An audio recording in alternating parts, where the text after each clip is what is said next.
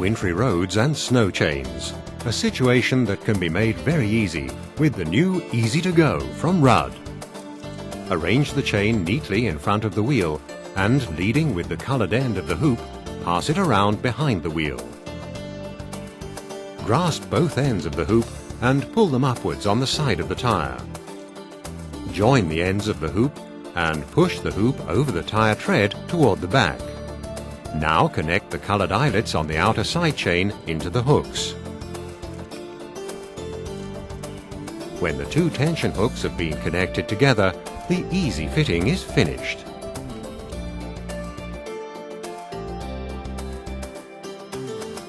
Now, just drive off. The patented permanent tensioning device eliminates the need for retensioning.